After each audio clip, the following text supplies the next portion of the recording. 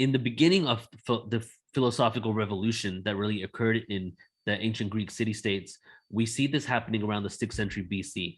And this philosophy, the original philosophy, was called Milesian philosophy. It was pre-Socratic, which is also Pythagorean, was pre-Socratic as well.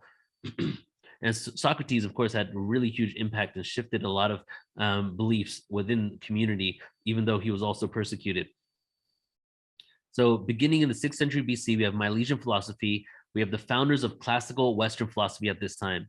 They were the lovers of knowledge and seeking knowledge. They look behind realities that form the material world that we live in, right? They ask questions like these. What is knowledge? How should we govern ourselves?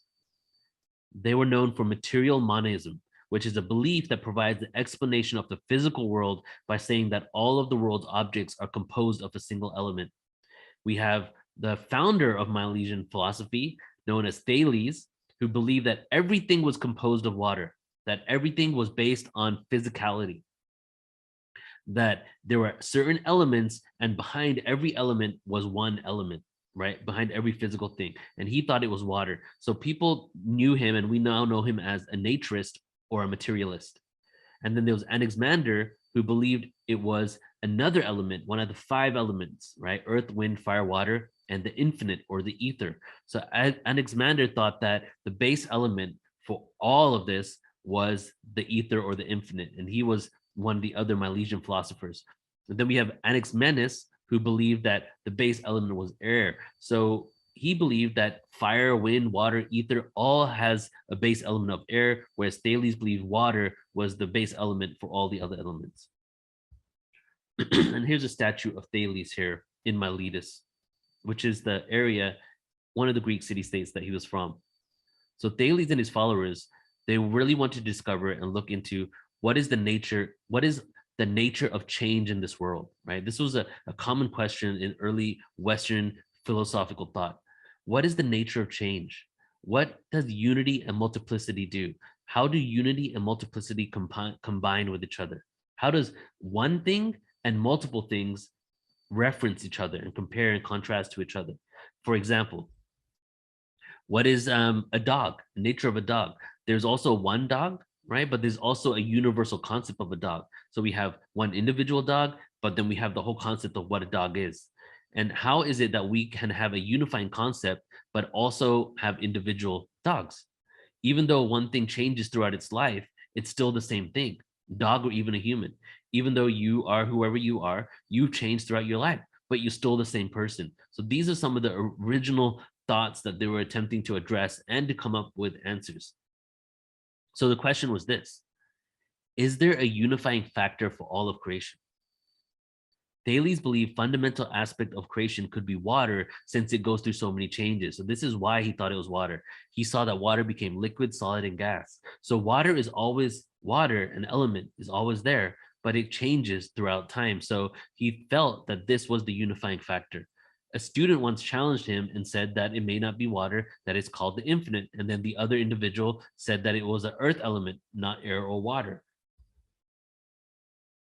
We see Milesian philosophy then shifting into Pythagorean awareness, Pythagoras philosophy. Thales actually and Pythagoras overlapped, and it's believed that Thales advised Pythagoras in his mathematical quest for more knowledge. Both contributed much to the study of geometry.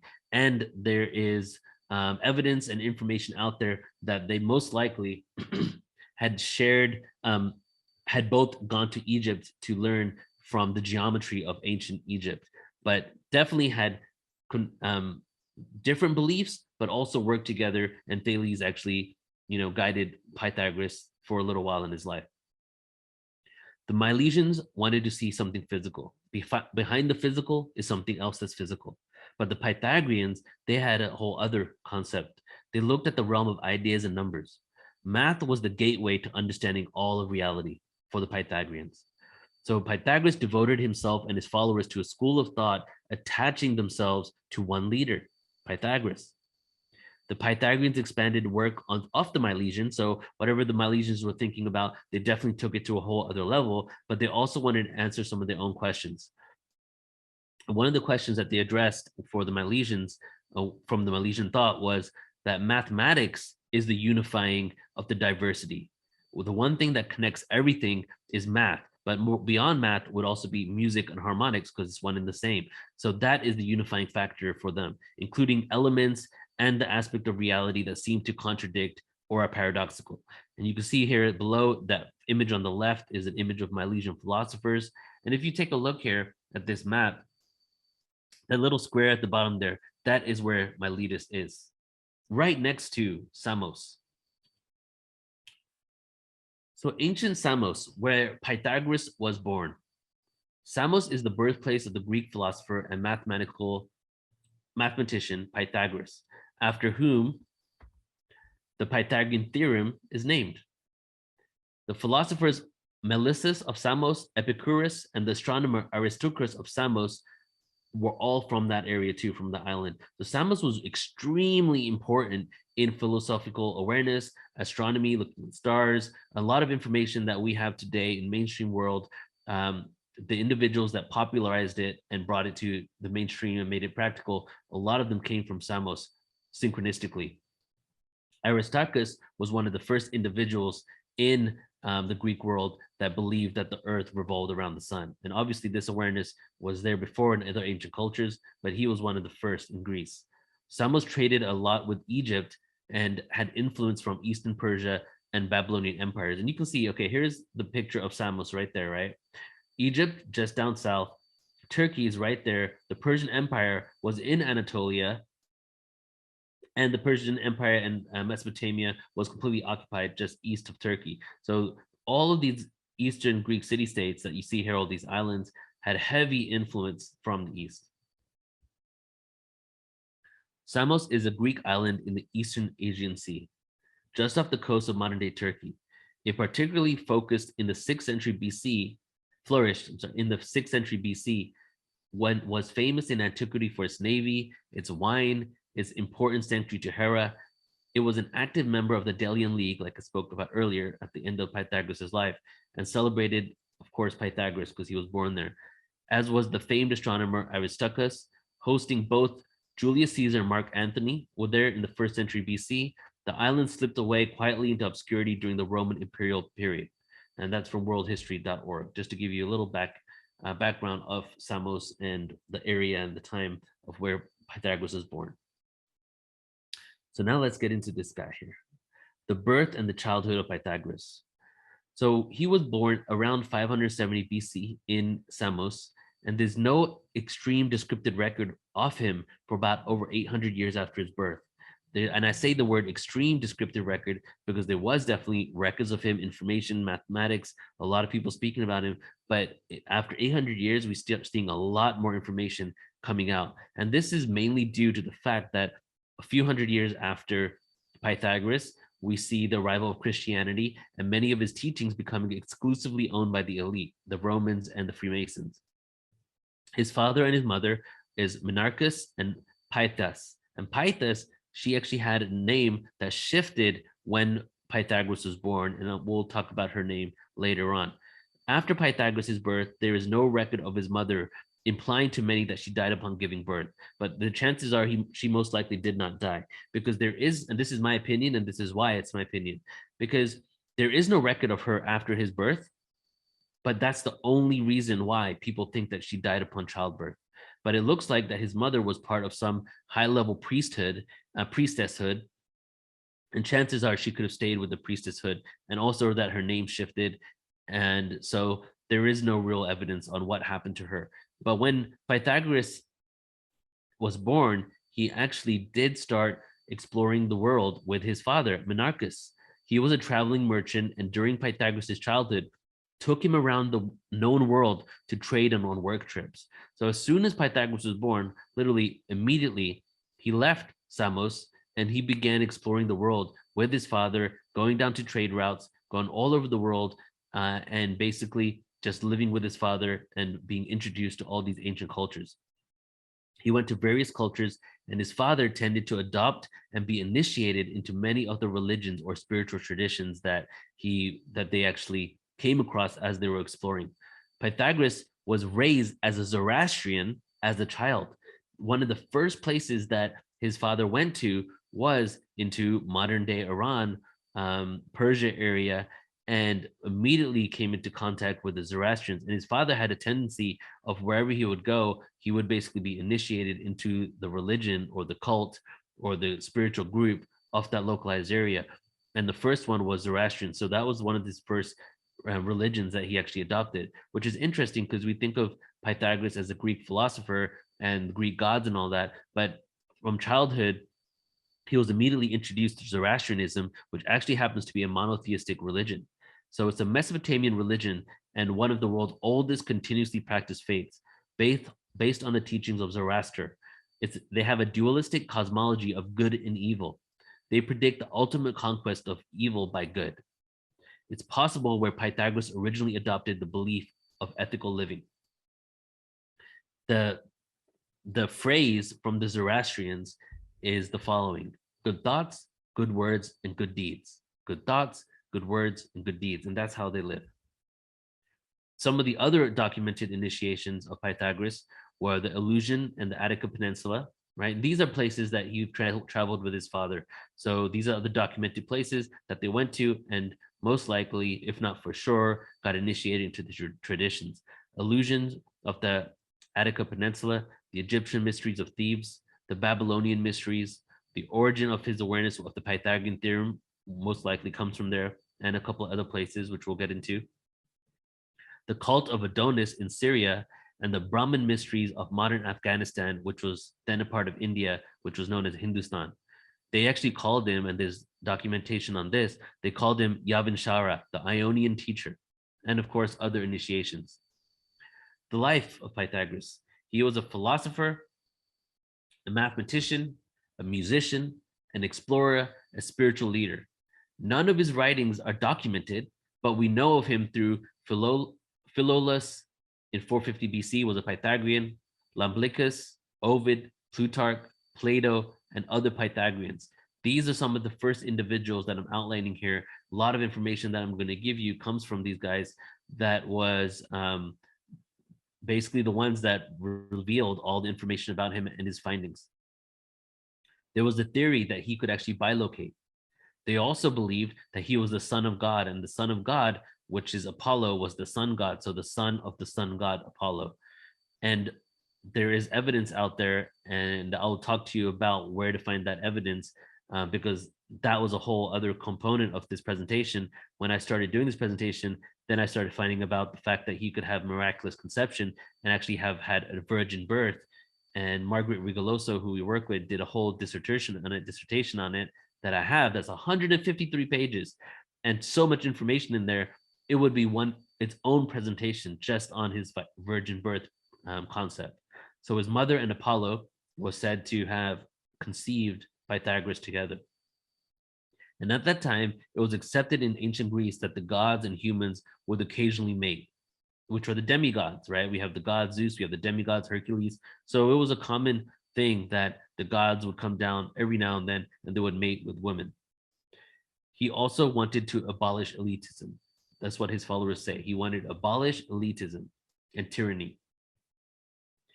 As a young youth to an adult, he traveled through Asia Minor and eventually settled in Egypt for up to 20 years. Some say 10 years, some say 20. So in between 10 to 20 years, he lived in Egypt. He went back to Samos and lived until about the age of 35 under the rule of the tyrant Polycrates. But in 550 BC, he went to self-exile from Samos because of the tyrant, and he moved to Croton, Italy, and founded a university. So this is where we see, why is it that we see Masonic orders, Vatican influence, Roman connection? Why is it that we see all of these individuals taking Pythagoras' information for themselves? Well, Pythagoras went and moved and started his studies and research in Italy, in Croton, Italy. So where all of this stuff flourished and became a part of the secret societies and the Vatican Church was literally the same country or the same land mass that he was actually doing the studies in. By the age of 55, 20 years later, Pythagoras had gained much political influence in Croton, and many on the Council of 1000 in Croton were actually against his beliefs. He had a lot of people that were for him, a lot of followers, but then he started getting people that were not for what he was putting down, and we'll speak about that. He was tried for criminal conspiracy against the state, and his university at the school in the meeting house was actually set to fire by a mob, and he escaped to Reggio, Italy, and then moved to North Italy, where some say that he died from starvation, which is one of the stories of his death. And there's the whole slide toward the end of this presentation on theories of Pythagoras' death, because a lot of this is all written by other people, and there's a lot of myth, there's a lot of ridicule that happened with him. So some of the individuals that wrote the information about him did not want to put him in a good light.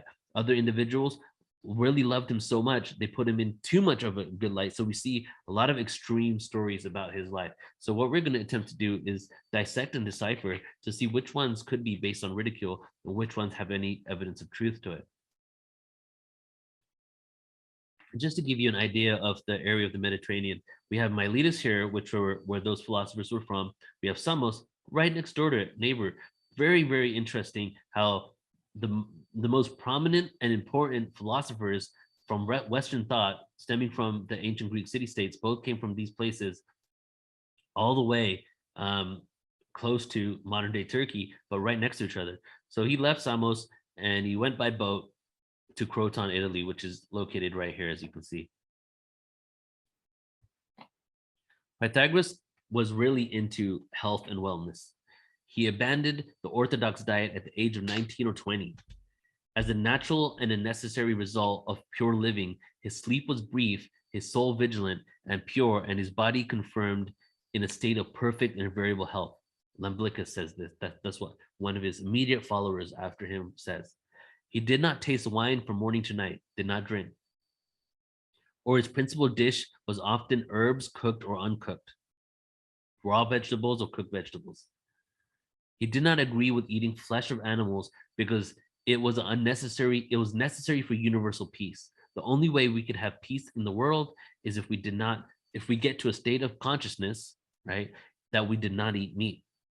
Those who encourage the slaughter of animals will not question the killing of man or stop engaging in war, is what he believed. So fostering a healthy body was a way to ascendance. Inflicting pain on animals is to inflict pain on yourselves, since we transmigrate to animals. There's actually a story of when Pythagoras saw a man beating a dog, and he went up to the man and said, I know this dog. He was a friend of mine in a past life, so you can't beat him. He was anti-animal cruelty. As long as man continues to be the ruthless destroyer of lower living beings, he will never know health or peace. For as long as men massacre animals, they will kill each other. He was also anti-bean consumption, especially fava beans. And there's a lot of people that laugh about this and really wonder why he even would have this concept. Something that I haven't written in this presentation is he actually did experimentation to prove why you should not eat beans, right? But there's no evidence that I could find about the experiments that he did, only the fact that he did experiments to prove to the community why bean consumption was not good. He believed that humans and beans spawn from the same source. Consistency of a bean is like flesh when it sprouts, it looks like a human fetus, right? So the bean, when it sprouts, looks like a human fetus. And this comes from an ancient Greek text of the gods in which a human was actually born out of a bean as well. So he felt eating beans was almost like eating flesh of animals, and it should not be done. Then there's a myth about him, though. And now getting into some of the myths, and this is why I think this one's a myth, right? There's a myth about him that he believed when you are flatulent, you lose a part of your soul. So when you have flatulence, you're losing a part of your soul. Now, this is probably not something that he actually believed. But because he was going around Croton, Italy, and other places he would go and preaching people to be vegetarian and to also not eat beans, a lot of people knew that he really believed in the soul as well, and some ridicule and people would make jokes about him. And chances are this was one of the jokes that the community made about him, is like, you know, that guy Pythagoras, he thinks that when you flatulent, you lose a part of your soul. There are many myths about him due to his immense amounts of ridicule and dislike. There was a time where vegetarianism in the Greek city-states was not even fathomed. They really did not know what to do with him. He was very much confusing to a lot of the people there. Don't forget, he also had a lot of support, from people all over the world came and visited him in Croton, right? But there was definitely a lot of people who didn't support him. And this is from text from one of his followers in around 450 BC. He exhorted those politicians who are legislators to abstain from meat, for if they were willing to act justly in the highest degree, it was undoubtedly incumbent upon them to not injure any of the lower animals, since how could they persuade others to act justly if they themselves were proved to be indulging in an insatiable avidity by devouring these animals that are allied to us? For through the communion of life and the same elements and the sympathy thus existing, they are, as it were, conjoined us by fraternal alliance, that we are the caretakers of these animals. There is a rumor from other people that came down later that he did occasionally eat fish, right? And that's just something that's out there. Whether he was a pure vegetarian, whether he ate fish every couple of years, who knows? But I had to throw that in there because this is going to be a very fully encompassing presentation.